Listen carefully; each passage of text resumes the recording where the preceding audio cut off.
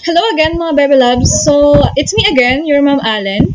And now, I'm going to give you an overview of our Module 8 in Business Finance, which is the basic long-term financial concept, Part 1. It includes time value of money and loan amortization. So, this is our Module 8. So, under Module 8, you have the Lesson 1, Simple and Compound Interest. Lesson 2, Future and Present Value of Money. And the Loan Amortization for Lesson 3. Okay, so you still have the preliminary activities, what I know. And the Simple and Compound Interest. So, for preliminary activities again, so for review, give the different sources of short-term and long-term financing. So you can do a table in your notebook. And for what's new, so look for different terms related to time value of money. So list down the words that you found on your notebook. So you have 15 words that you can find here in this table related to the time value of money. Let's go now to the concept of interest. So, the computation of interest is the most basic finance-related formula, which is the interest is equal to the P, or the principal, multiplied by R, or the rate, multiplied by T, or the time. So, let's have an example. So, here, medyo nagkaroon akong typographical error. So, this video is for clarification. Sanjay borrowed 10,000 from a lending institution with an interest rate of 8% over a year. So, based on the example, so this should be 10,000, the amount to be borrowed or the principal. So, just change this to 10,000. 8% is the interest rate and the time is 1 year. So, the loan is computed as follows. Principal multiplied by rate multiplied by time. So, 10,000 multiplied by 8% multiplied by 1 year is equal to 800. So, the interest rate for the loan is 800 pesos. So, let's go to simple interest. Simple interest is assumed when interest earned in a loan or investment is always based on original principal. So, let's have an example para mas madali siyang intindihan. Using the given example above, so the 10,000, 8% and 1 year, but this time, the simple interest of the investment will be computed as follows after 5 years. So, yung kanina, 1 year lang siya. So, ito naman, magiging 5 years siya. So, ganun pa rin po. 10,000 times 8 multiplied by the year. So, 800. And then, for the second year, additional 800. So, 800 plus 800, 1,600. So, ganun din po, plus 800. 1,600 plus 800. And then, 2,400 plus 800. And 3,200 plus 800 will be 4,000. So, the cumulative interest for 5 years ng 10,000 principal plus, multiplied by 8% loan will be 4,000 pesos. So, the total will be 14,000. So, 10,000 plus the interest after 5 years, may makukuhang 14,000. So, ganun din siya. So, 10,000 plus 800, kaya natin nakuha si 10,800. And then, 10,800 plus 800, 11,600. So on. 11,600 plus 800, 12,400. Hanggang sa makuha yung 14,000. So, there you have it, the 14,000 after 5 years. Okay, to elaborate further. In example, the interest is always computed based on the amount of 10,000, which is the original principal amount. Since simple interest is applied to interest rate per year, in which 800 is a constant value. So, multiplied by principal, ito. But this one is 1. per year, kinompute siya in this table. Kaya, 800 ang interest every year. Okay, so that is why 800 is the constant value.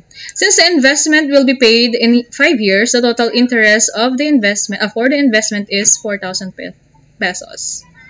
So the computation is done as follows: principal multiplied by rate multiplied by time. So you got 4,000 pesos.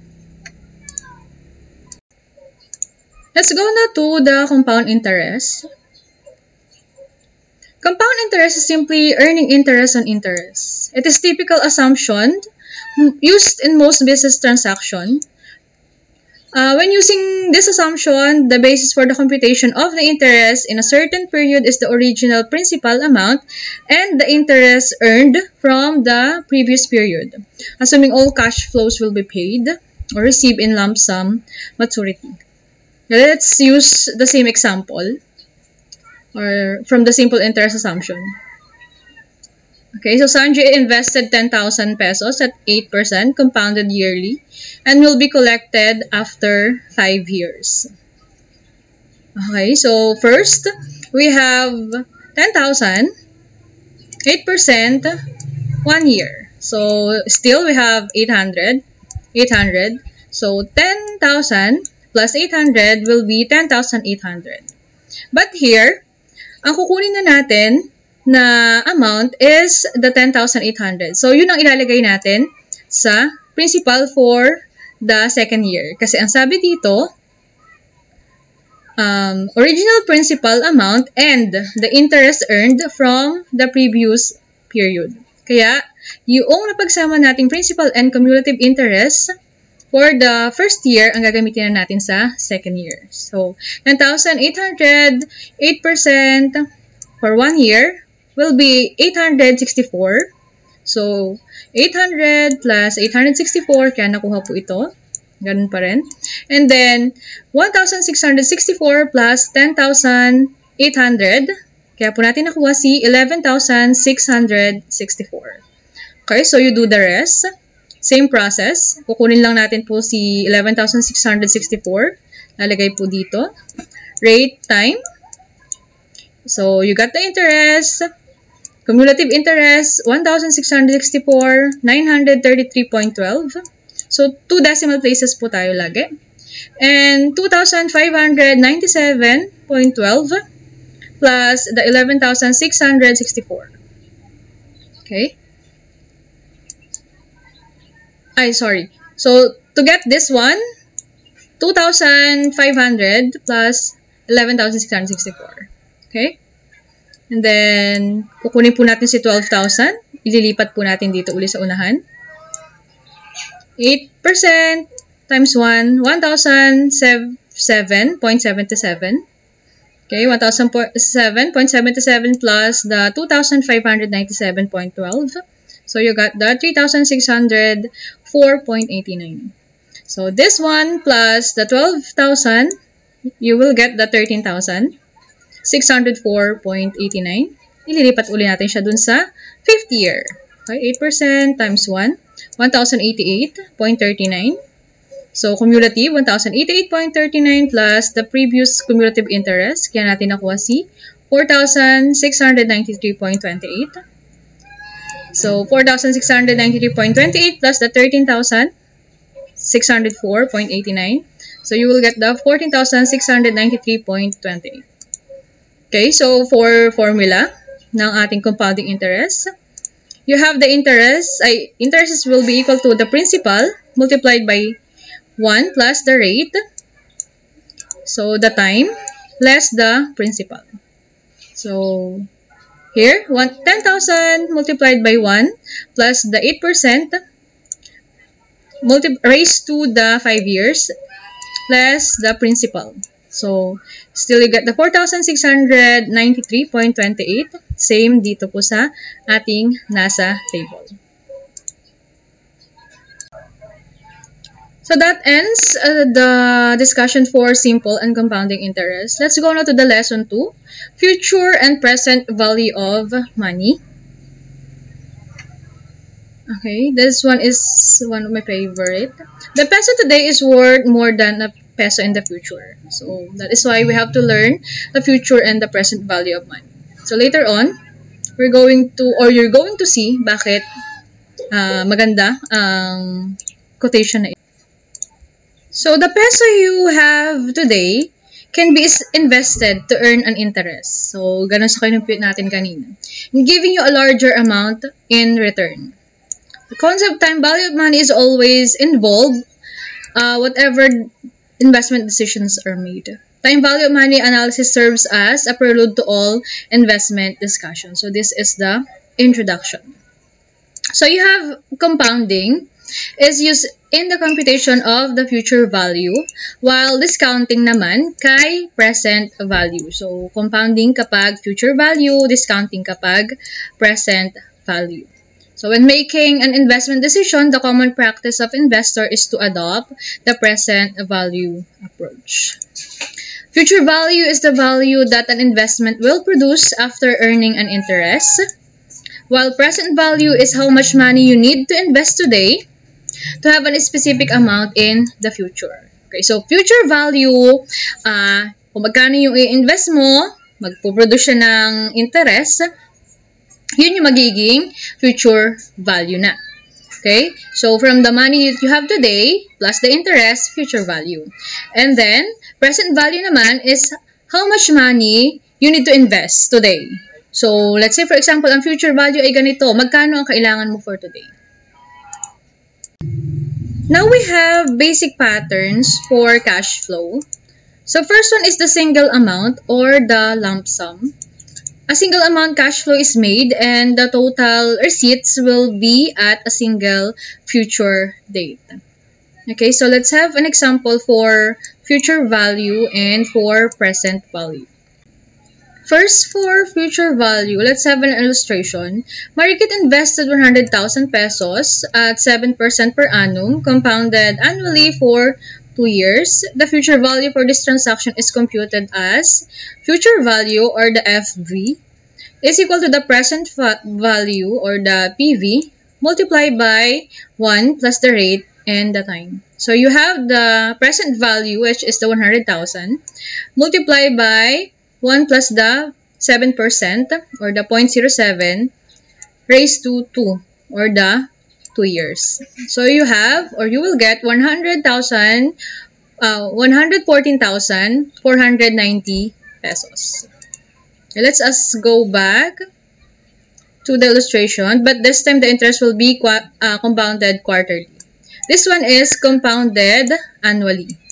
So, this one naman ay compounded quarterly. So, kapag naka-encounter kayo ng compounded quarterly, ganito naman po ang gagawin ninyong computation. So, future value is equal to the present value multiplied by 1 plus the rate over the monthly, or in this case, quarterly. Okay, over M. So, kung ilan siya, kung semi-annually, quarterly, or monthly. So, this time, it's quarterly. So, time multiplied by kung quarterly siya, semi-annually, or monthly. So, you have 100,000 multiplied by 1 plus the 7%, or the 0.07 over 4, since quarterly siya, for year. So, ito, nagkaroon lang ako ng typo error din uli po. So, I'm sorry. I'm really sorry. Napagbaliktad ko siya. So, this should be 2 times 4 dapat. But in any case, kahit naman siya pagbaliktarin, same pa rin yung magiging result niya. So, but this should be 2 multiplied by 4. Okay, so you will get naman 114,888.18. Okay, so comparing with compounded annually, kapag compounded quarterly, mas mataas siya ng almost 400 pesos. So, from 114,490, magiging po siyang 114,888. Okay, so merong difference na may makukuha. So, that is for the computation of future value kay single amount or kay lump sum. So, kay future value naman, In computing for present value, the discounting method, so kagaya nung sinabi ko kanina, kapag compounding, future value. Kapag present value, discounting ang gagamitin.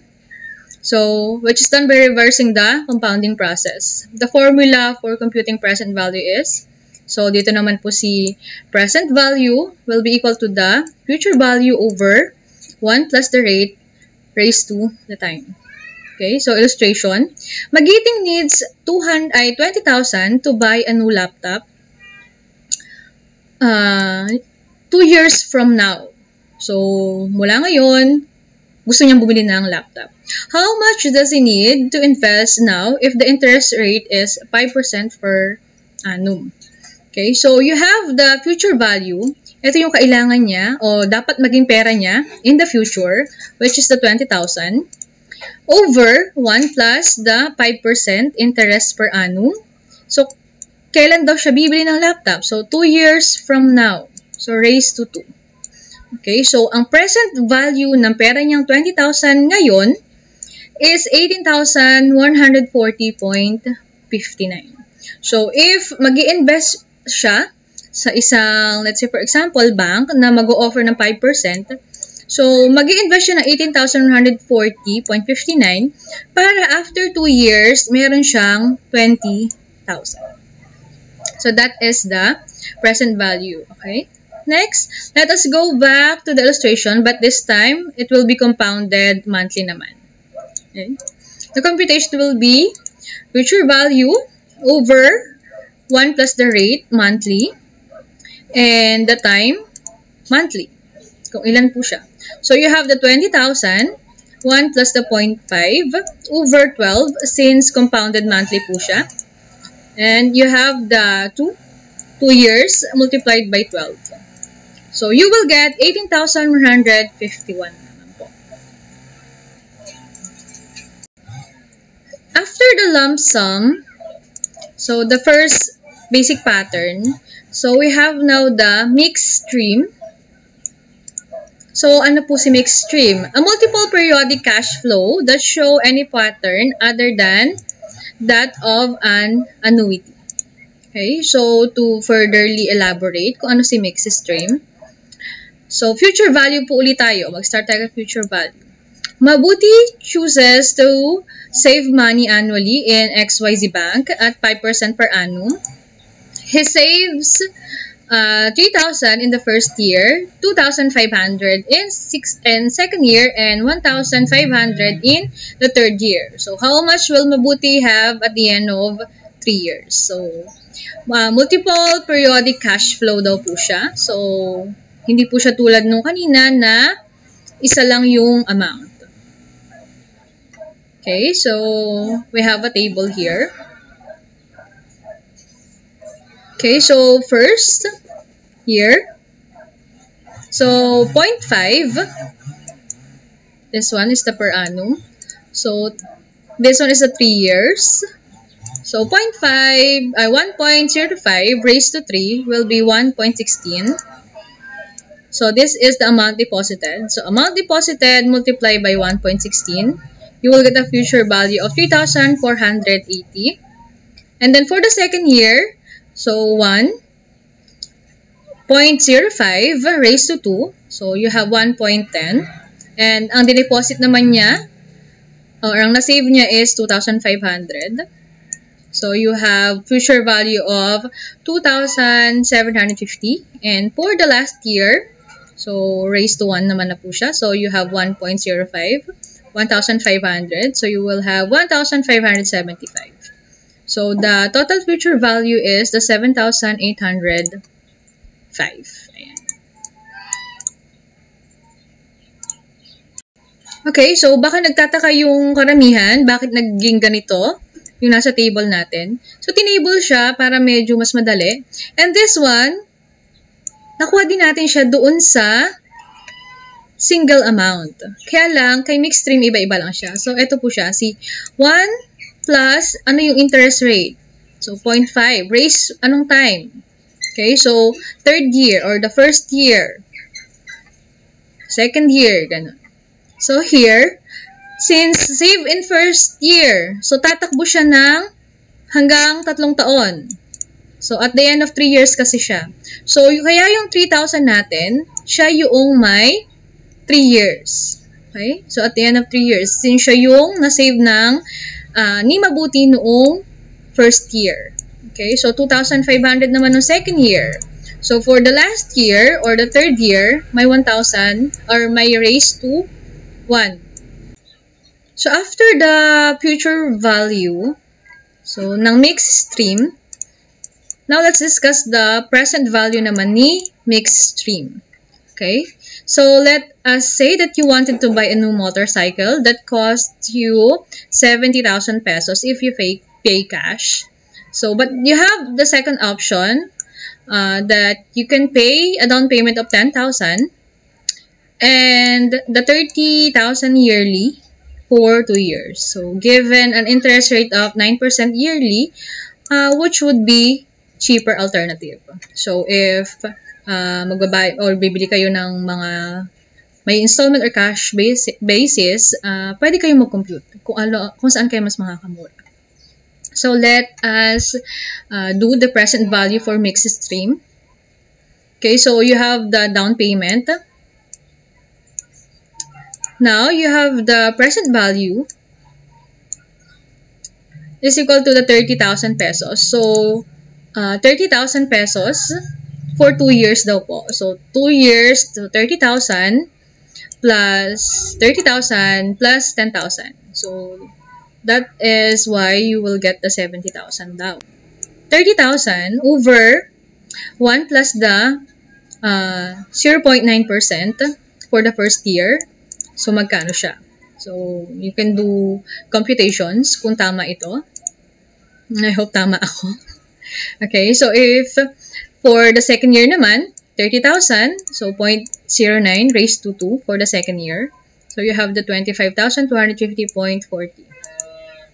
Now, if you add up all of those, so you have the 10,000, you also have the 27,522.94 and the 25,250.40. So, ang total na present value mo is 62,773. Okay? So, if you have this data, so it will show you that installment plan is still cheaper than to pay in cash. Okay? So, given this one, mas makakamura ka daw po. So, from 62,000 kaysa kay 70,000 if you will pay cash. So, mas mainam na mag-installment ka daw po. Okay, so I'm going to cut the discussion in Module 8 until the mixed stream. So, the annuities, the perpetuity, and the loan amortization will be discussed in the next video. So, that's all. Bye-bye.